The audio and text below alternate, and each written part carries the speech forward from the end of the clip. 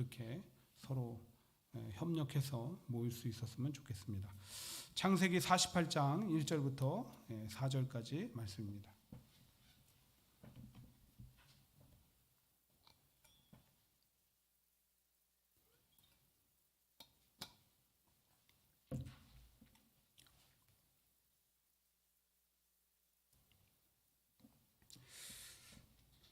창세기 48장 1절부터 4절까지 우리 4절 되는데요.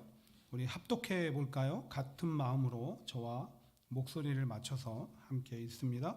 이 일 후에 어떤 사람이 요셉에게 말하기를 내 아버지가 병들었다 하므로 그가 곧 두 아들 므낫세와 에브라임과 함께 이르니 어떤 사람이 야곱에게 말하되 내 아들 요셉이 내게 왔다 하매 이스라엘이 힘을 내어 침상에 앉아 요셉에게 이르되 이전에 가나안 땅 누스에서 전능하신 하나님이 내게 나타나사 복을 주시며 내게 이르시되 내가 너로 생육하고 번성하게 하여 내게서 많은 백성이 나게 하고 내가 이 땅을 내 후손에게 주어 영원한 소유가 되게 하리라 하셨느니라. 아멘.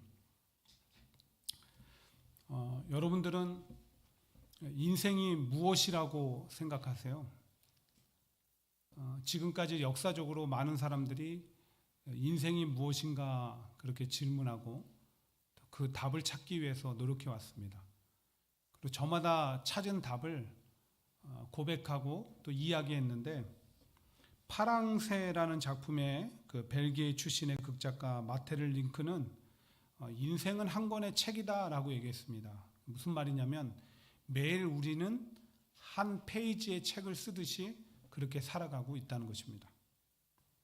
그런가 하면 러시아의 데무노 톨스토이는 자신의 책 인생이란 무엇인가에서 인생은 끝이 보이는 시간과 연속된 고난을 순간적인 행복감으로 잠시 잊으며 견디는 것이다 라고 얘기했습니다. 그 외에도 인생은 삶의 의미를 찾아가는 여행이다 라고 한 이도 있고요. 인생은 전에 살아본 적 없는 새로운 삶의 연속이다. 혹은 인생은 해석이다. 휴전 없는 싸움의 연속이며 끝이 없는 레이스다라고 말한 이들도 있습니다. 여러분들은 이 중에 어떤 게 제일 공감되세요? 아마 어떤 대답들은 나에게 공감이 되고 또 어떤 대답들은 전혀 공감되지 않을 수도 있습니다. 그리고 나만 생각하는 인생에 대한 정의들이 답이 있겠죠. 근데 누구를 막론하고 모두가 공감하는 인생이란 무엇인가에 대한 답이 있더라고요. 정의가 있더라고요. 그게 무엇이냐면 인생은 내 뜻대로 되지 않는다입니다. 정말 멀리 갈 것도 없습니다. 우리가 지금까지 살아온 삶만 한번 돌아보세요. 내 뜻대로 될 때가 많았습니까? 내 뜻대로 되지 않을 때가 많았습니까? 내 뜻대로 되지 않을 때가 많았죠. 이와 관련해서 여러분들 그 허밍웨이의 노인과 바다라는 소설 잘 알고 또 읽어보셨을 거예요. 거기에 보면 노인이 80일 동안 고기를 잡지 못하다가 정말 사투 끝에 거대한 큰 고기를 잡죠. 얼마나 기분 좋게 그것을 배에 매달고 옵니까? 근데 안타깝게 상어떼의 공격을 받잖아요. 돌아와 보니까 어떻게 해요? 배에 앙상한 뼈다귀만 그냥 매달려 있는 거예요. 그러니까 사람들 흔히 얘기해요. 이 노인과 바다는 인생의 허무함이다라는 그런 교훈을 주는 것이다. 근데 저는 또 다른 측면에서는 인생은 내 뜻대로 되지 않는다. 그렇잖아요. 인생이 허무하다라고 느껴지는 이유도 뭐예요? 내 뜻대로 되지 않으니까 그렇게 느껴질 때가 많이 있죠. 그래서 어쩌면 하루라도 빨리 인생이 내 뜻대로 되지 않음을 인정하고 그렇게 사는 것이 삶을 허비하지 않는 지혜인지도 모르겠다는 생각을 해요. 근데 안타깝게도 오늘날 그 사실을 인정하지 못하고 내 뜻대로 계획대로 이뤄보려고 이리 뛰고 저리 뛰고 살다가 생의 마지막에 가서 인생은 내 뜻대로 되지 않는구나 라고 깨닫는 그런 사람들이 너무 많다는 거예요. 마음 졸이고 툴툴거리고 평안도 행복도 누리지 못하다가 마지막에 가서 그게 깨달아서 후회를 하는 사람들이 많더라는 거예요. 근데 여러분, 오해는 하지 마세요. 제가 드리는 말씀이 어차피 내 뜻대로 되지 않는 인생, 우리가 아무런 삶의 계획이나 의욕 없이 그저 흘러가는 대로 무기력하고 나태하게 살자는 것 아닙니다. 즉흥적으로 눈에 보이는 대로, 감정대로, 생각대로 살자는 그런 얘기도 아닙니다. 대신 헛된 것에 우리 욕심 부리지 말고, 고집 부리지 말고, 그래서 시간 낭비하지 말고 마땅히 소중하고 중요하게 여겨야 되는 일들을 하면서 살자는 거예요.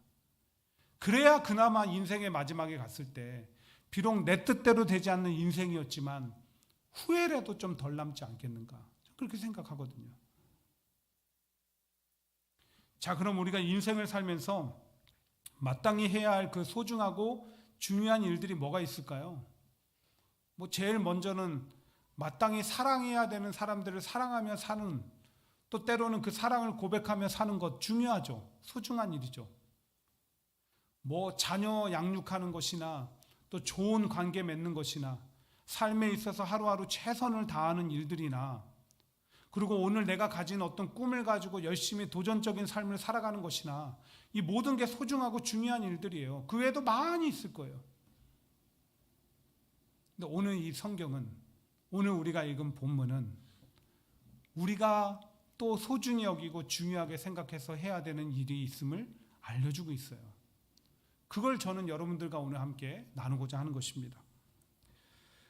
지난 시간에 우리는 아버지 야곱이 자신이 세상을 떠나서 하나님께로 돌아갈 날이 아주 임박했음을, 머지 않았음을 직감하고 아들 요셉을 불러서 내가 죽거든 애굽 땅 어디에다라도 장사 지내지 말고 반드시 고향 땅 가나안에 묻어달라라고 하는 그 비장한 유언을 하는 모습을 함께 살펴보았어요. 그리고 나서 얼마나 시간이 지났을까요? 아버지 집에서 사람이 온 거예요. 그리고 하는 말이 아버지가 중병이 걸렸다. 야곱이 중병이 걸렸다는 거죠. 우리 식으로 얘기하면 뭐예요? 아버지 위독하시다. 그 얘기 듣고 나서 요셉이 아무런 망설임 없이 두 아들 므낫세와 에브라임을 데리고 아버지 집으로 달려가죠. 그리고 야곱은 사랑하는 아들 요셉과 또 자기의 손자들이 왔다는 소식을 듣고 힘겹게 몸을 일으켜서 침상에 앉아서 그들을 막 기쁨으로 마지막 힘을 다해서 맞으면서 축복하며 또 이런저런 얘기들을 해줘요. 그게 오늘 우리가 읽은 그 본문의 전체적인 흐름과 내용들이에요. 근데 그 많은 야곱이 요셉과 므낫세와 에브라임에게 했던 얘기들 가운데 우리가 특별히 주목해야 되는 한 얘기가 있어요. 그게 뭐냐면 바로 본문 3절과 4절입니다. 우리 한번 같이 화면을 보시면서 읽어보도록 하겠습니다. 같이 읽습니다. 요셉에게 이르되 이전에 가나안 땅 누스에서 전능하신 하나님이 내게 나타나 복을 주시며 내게 이르시되 내가 너로 생육하고 번성하게 하여 내게서 많은 백성이 나게 하고 내가 이 땅을 내 후손에게 주어 영원한 소유가 되게 하리라 하셨느니라. 일단 복잡하고 디테일한 설명은 잠시 후로 미루고 오늘 우리가 지금 방금 읽었던 그 내용을 그냥 그대로 받는다고 하면 야곱이 이렇게 하는 거예요. 오늘날 우리 가정이 이만큼 살게 되고 그 흉년 가운데 죽지 않고 살게 되고 이렇게 거대한 민족을 바라볼 만큼 자손이 풍성해지고 이 모든 일이 우리의 힘도 계획도 뜻도 아니라 하나님의 역사다. 이 고백하는 거예요. 그걸 다른 말로 하면 어떻게 되냐면 야곱이 인생의 말년에 죽음이 임박한 그 순간에 사랑하는 아들 요셉과 손자 므낫세와 에브라임 앞에서 자기가 깨달은 인생의 진리, 곧 인생이란 무엇인가에 대한 답을 전해주고 있는 거예요. 뭐냐? 인생은 내 뜻대로 되지 않고 하나님의 뜻대로 되더라. 그 얘기하는 거예요. 인생은 내 뜻대로 되지 않고 그러나 하나님의 뜻대로 되더라. 성도는 이걸 알아야 돼요. 단순히 뜻대로 되지 않는 인생 그 넘어서 하나님의 뜻대로 되는 것이 우리의 인생이구나. 우리의 삶이구나. 실제로 야곱이 살아온 인생을 한번 보십시오. 하나님께서 야곱의 이름을 훗날 이스라엘로 바꿔주시긴 하지만 본래 이 야곱이라는 이름의 히브리어는 야캑입니다. 그리고 그 의미가 뭐냐면 발 뒤꿈치예요. 왜 그러냐면 이 엄마 리브가 뱃속에서 에서와 야곱이 있을 때 뱃속에서부터 싸웠어요. 경쟁 관계였어요. 그러다가 형 에서가 먼저 나가니까 안 돼! 하면서 발뒤꿈치 잡고 따라 나온 거예요. 그래서 이름이 발뒤꿈치 야곱이 된 거예요. 창세기 25장 26절이죠.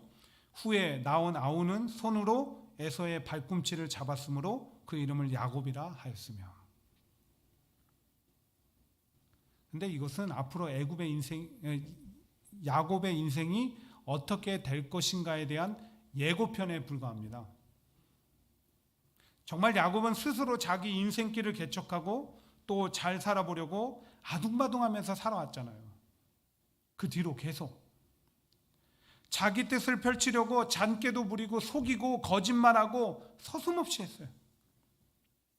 그래서 얻는 것도 있었죠. 그러나 고난이 더 많았어요.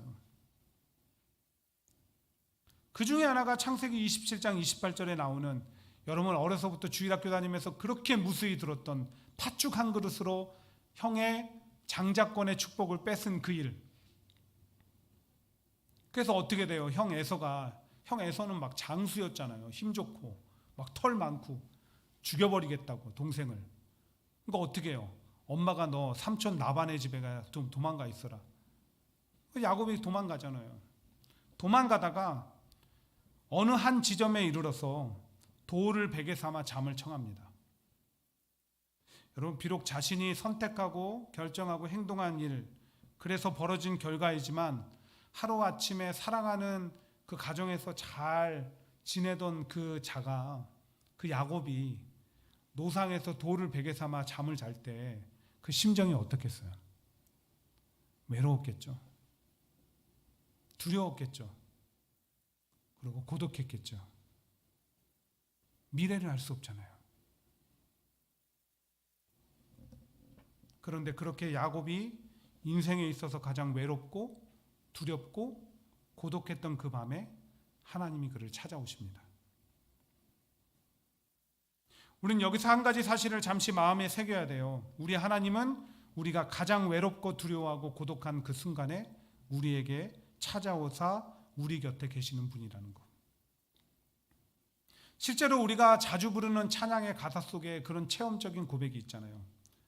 외로움과 방황 속에서 주님 앞에 나아갈 때에 위로하시는 주님, 나를 도우사 상한 나의 마음 감싸주시네.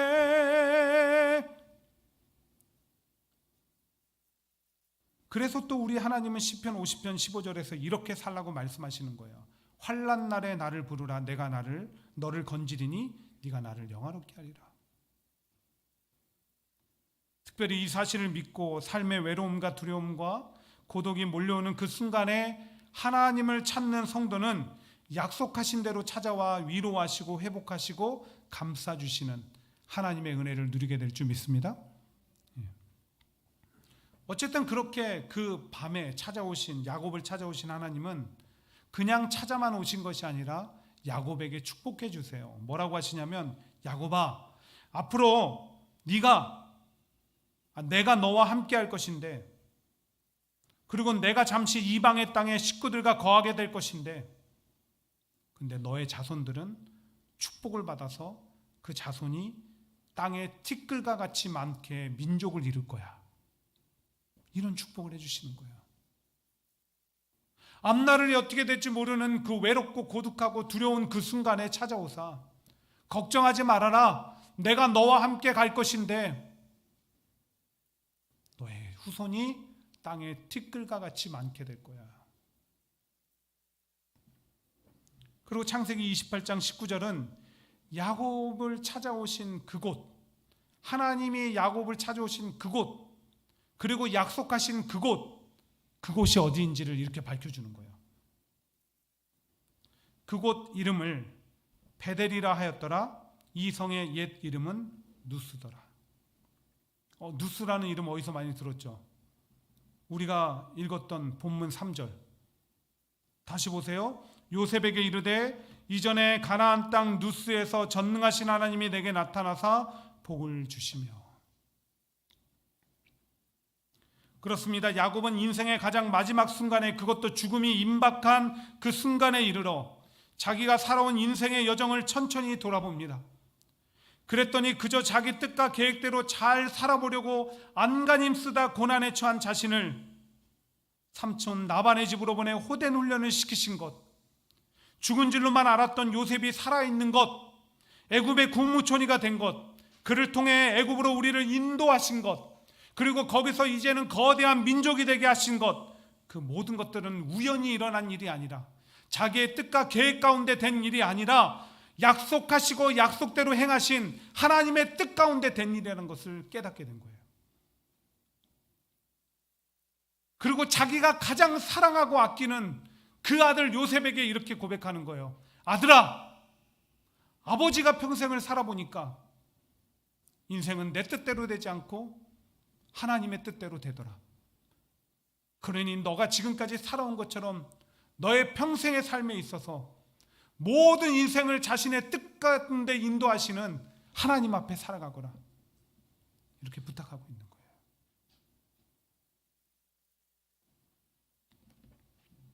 그런데 여러분, 야곱의 인생이 자기 뜻과 계획대로 풀리지 않고 하나님의 뜻과 계획대로 이루어진 것이 잘못되었습니까? 전혀 그렇지 않죠. 오히려 더 잘 됐죠. 아마 자기 뜻대로 계획대로 됐다면 평생 고생과 수고만 하다가 끝이 났을 거예요.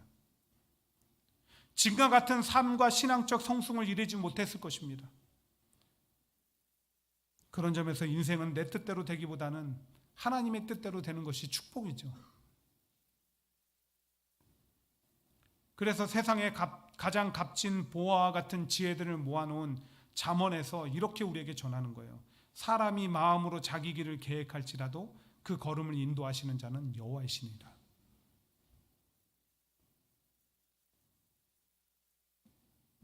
특별히 이것을 알고 믿는 인생이 가장 지혜롭고 복된 줄 믿습니다. 우리가 그렇게 지혜롭고 복 있는 인생이 되기를 간절히 축원드립니다.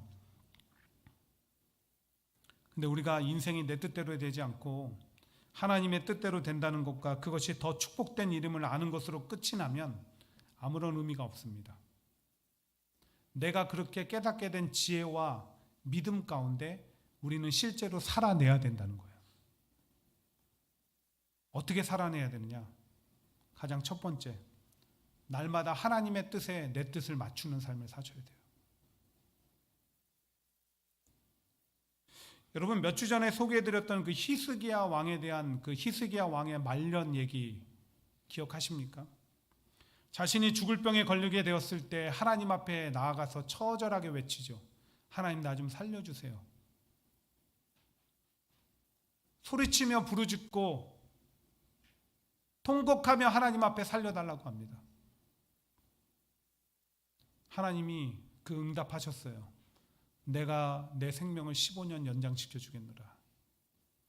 야, 우리가 그런 은혜를 받으면 어떻게 될까요? 평생 하나님 앞에 충성하겠죠. 하나님 앞에 은혜에 보답하겠죠.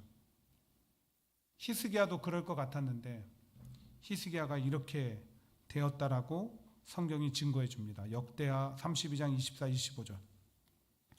그때 히스기야가 병들어 죽게 되었으므로 여호와께 기도하며 여호와께서 그에게 대답하시고 또 이적을 보이셨으나 히스기야가 마음이 교만하여 그 받은 은혜를 보답하지 아니하므로. 우리는 여기서 한 가지 깨달음을 얻어요. 사람이 자기 뜻과 계획대로 되면 교만해지더라는 거예요. 그리고 당장은 어떨지 몰라도 궁극적으로 교만은 자기를 무너뜨리는 가장 강력한 원인이 됩니다. 성경이 그렇게 말하고 있잖아요. 교만은 패망의 선봉이요 거만한 마음은 넘어짐의 앞잡이니라. 게다가 인간의 뜻과 계획이 다 선하지를 못해요. 아니, 많은 경우 악하고 추악할 때가 많아요. 공적이고 타인을 생각하기보다는 내가 먼저예요. 그래서 우리에게 필요한 삶의 태도가 뭐예요? 날마다 하나님의 뜻에 내 뜻을 맞추는 거예요. 왜? 내 것은 선하지 못하니까. 자꾸 나를 먼저 생각하니까. 이기적이니까. 그래서 하나님 앞에 맞추는 거예요. 시편 92편 5절에 이렇게 말씀합니다. 여호와여, 주께서 행하신 일이 어찌 그리 크신지요, 주의 생각이 매우 깊으시나이다. 하나님의 뜻은 늘 크고 광대하시고 선하고 아름답기 때문에 우리는 거기에 맞춰야 된다는 거예요. 그래서 내가 가진 뜻과 생각을 내려놓고 하나님께 맞추면 우리의 인생은 어떤 축복을 누리는 거예요? 오늘도 내 인생을 하나님의 크고 광대하시고 선하고 아름다운 계획 가운데 이끄시는, 그걸 우리는 누리는 거예요. 실제로 야곱을 보세요. 야곱은 앞에서 나눴던 것처럼 그저 자기 뜻과 계획대로 이뤄보려고 안간힘을 썼던 사람이에요. 곧 자기 뜻과 계획 안에서 잘 살아보려고 했던 것이죠. 그러나 그가 베델에서 하나님을 만난 후, 누스에서 하나님을 만난 후 다듬어지기 시작한 거예요. 점점 그 인생의 전환점이 되는 그 시점이었어요. 그리고 삶을 살아감에 있어서 내 뜻과 계획이 아니라 하나님의 뜻과 계획에 자기를 점점 맞추기 시작하는 거예요. 때론 포기하고 내려놓기도 했습니다. 대표적인 예가 어떤 거예요? 요셉이 생존했다는 소식을 듣고 자기의 모든 가족들과 재산을 정리해서 이끌고 이렇게 갈다 누스드라에 이르러서 하나님 앞에 예배하며 묻죠. 하나님, 이게 맞습니까? 뭐 하는 거예요? 하나님의 뜻에 자기를 맞추는 거예요. 일순간 막 감정에 취해서 너무 막 흥분해서 요셉이 살아있네 가다가 하나님께 맞추는 거예요. 그래서 전반기는 자기 계획과 뜻 가운데 살아가려고 야곱이 고난받은 인생의 모습이었다고 한다면, 그 야곱의 인생의 후반기는 하나님 앞에 뜻에 맞춤으로 하나님이 그 크고 광대하시고 선하고 아름다운 길로 인도해 가시며 그 삶을 세우시고 그 가정을 세우시는 그 역사를 보여주고 있는 거예요.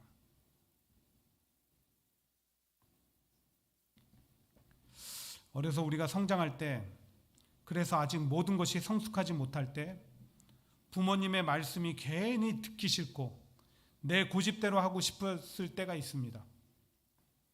뭐 사춘기 시절뿐만 아니라 어느 정도 장성하여 성인이 된 이후에도 이상하게 부모님 말씀은 맞아도 듣고 싶지 않은,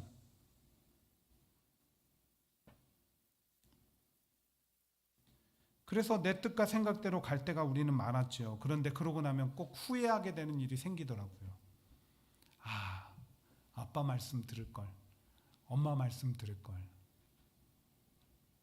그러면 그런 실패로 인해서, 넘어짐으로 인해서 절망하고 있는 우리를 위로하시며 부모님이 이런 얘기하세요.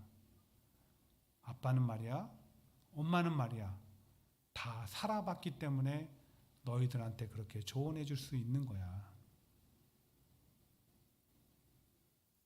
하물며 부모님의 생각과 시선의 깊이를 우리가 따라갈 수 없는데 감히 하나님의 것과 우리의 것을 비교할 수 있을까요?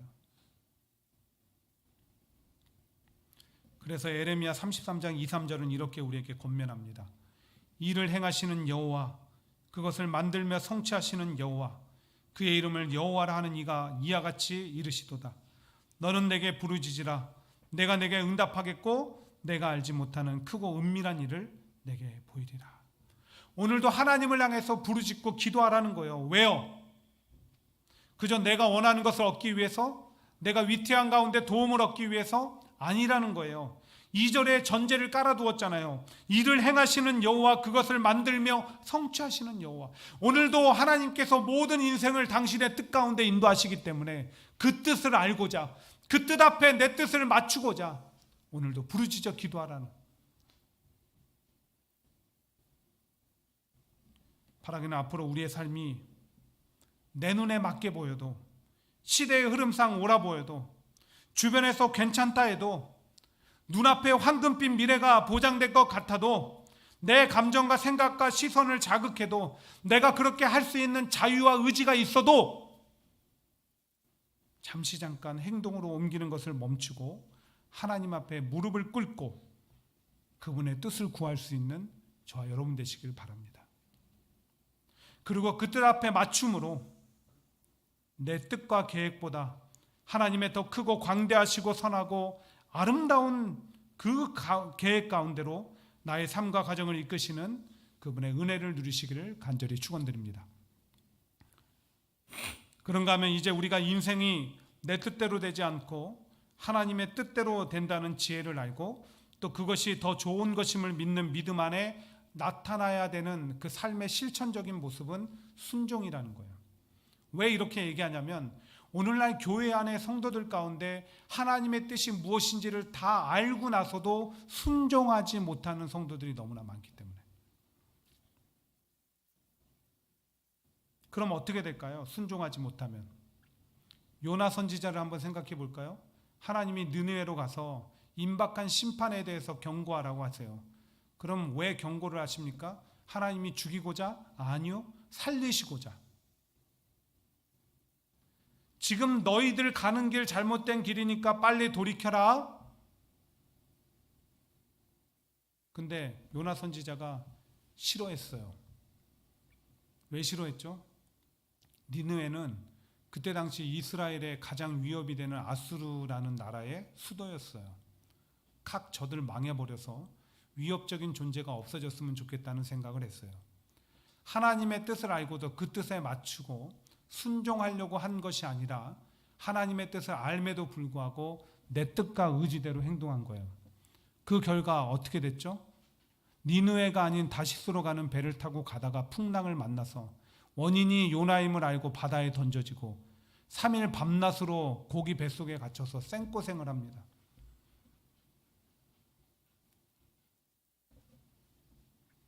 이와 같이 우리가 하나님의 뜻을 알고도 행치 않으면 결국은 내 뜻대로 행하게 되기에 더 큰 실패와 좌절과 고난을 맛보게 된다는 거예요.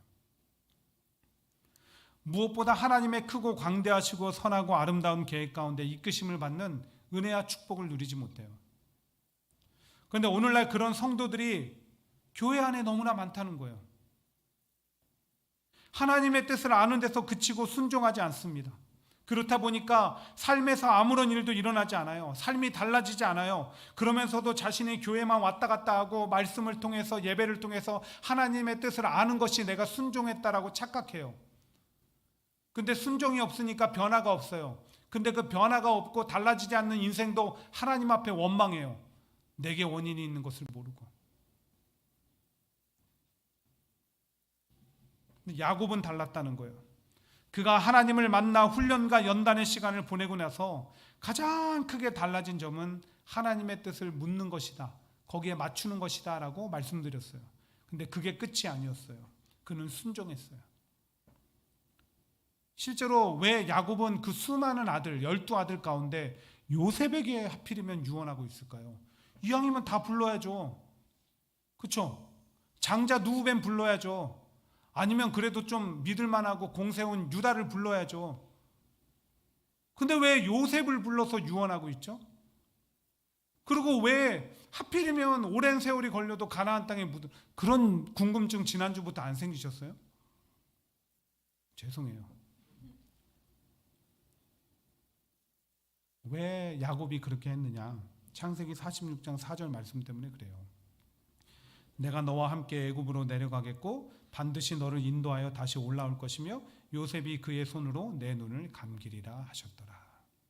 하나님의 뜻을 알고 하나님의 뜻에 자기를 맞추고 그 뜻대로 되기를 순종하고 있는 거예요. 요셉이 내 눈을 감길 거라잖아요. 다른 아들 필요 없어요. 요셉에게 유언했으면 되는 거예요. 그리고 뭐라고 합니까? 지금은 내려가지만 다시 인도하여 올라올 것이며 너와 너의 민족과 후손들이 영원히 살 땅이 애굽이 아니라 내가 약속한 가나안 땅이야. 그냥 그걸 알고 그래도 내 뜻과 의지대로 살려고 하는 게 아니라 하나님 앞에 순종하려고. 막 겨우겨우 일어나서 침상에 앉아야 되는 그 나약한 몸을 가지고도. 그래서 야곱과 야곱의 가정과 그 후손 이스라엘을 하나님이 당신의 뜻 가운데 놀랍게 세우셨잖아요. 축복해 주셨잖아요. 그 순종이라는 과정이 있었기 때문에. 여러분 언더우드 선교사님 잘 알죠? 조선 땅에 선교하러 오셨던 그 언더우드 선교사님. 선교사님이 남긴 업적과 또 한국에 끼친 영향력이 대단하죠. 연세대학교, 세브란스 병원, 세문안교회 등등. 근데 보니까 원래 언더우드 선교사님은 선교사로 나갈 생각이 계획이 없으셨더라고요. 여기 뉴저지의 그 러커스 옆에 있는 뉴브런스윅 신학교 나오셨잖아요. 그래서 뉴욕의 어떤 교회에서 청빙 광고를 보고 청빙 지원을 해놓고 원서를 내놓고 기다리고 계셨대요. 근데 그러던 어느 날 뭐 한 번 듣지도 알지도 못하는 조선 땅에 선교사를 파송하려고 하는데 지망하는 선교사를 찾는다라는 그 얘기를 들으셨대요. 근데 뭐 자기는 그런 계획이 없으니까 그냥 흘려버리셨죠. 근데 그런 자신을 향해서 하나님이 이렇게 얘기하시더래요. 네가 가라. 네가 가라. 순종하기 어렵죠. 근데 하나님이 자꾸 말씀하시니까 그 뜻 앞에 맞추고 순종하는 거예요. 그래서 지원서를 보냈어요. 내가 조선 땅에 선교사로 가겠습니다. 답변서가 왔습니다. 저희가 선교사를 찾기는 했으나 지금은 그 선교 펀드가 지원금이 부족해서 가실 수 없습니다.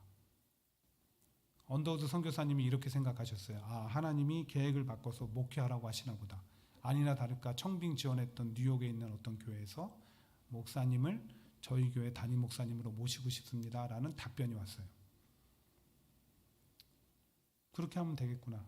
근데 하나님이 다시 말씀하세요. 그래도 네가 조선으로 가라. 우리 같으면 어떻게 했을까요? 그 뜻 앞에 순종함으로 이번에는 지원서를 들고 직접 교단 선교국의 담당자를 찾아갑니다. 그리고 얘기를 하니까 놀라운 일이 벌어졌어요. 자기가 지원서 내고 답변서 받는 그 며칠 사이에 어떤 누군가 선교비를 크게 후원하셔서 마침내 조선으로 갈 수 있는 선교금이 생겼다는 거예요.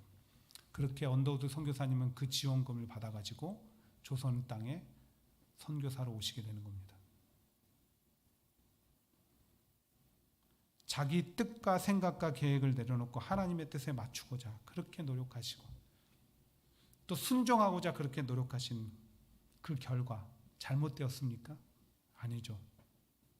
하나님이 더 크고 광대하시고 선하고 아름다운 계획 가운데 언더우드 선교사님의 그 인생을 이끌어 주셨고 그 축복이 한국 땅에 나타나게 하신 거예요. 목회를 하면서 내 뜻과 계획대로 교회가 세워지지 않을 때, 성도들이 따라와 주지 않을 때, 사랑을 다해준 성도들이 떠나겠다고 할 때 속상하고 실망스럽고 낙심될 때가 종종 있습니다. 목회를 그만둬야 되나?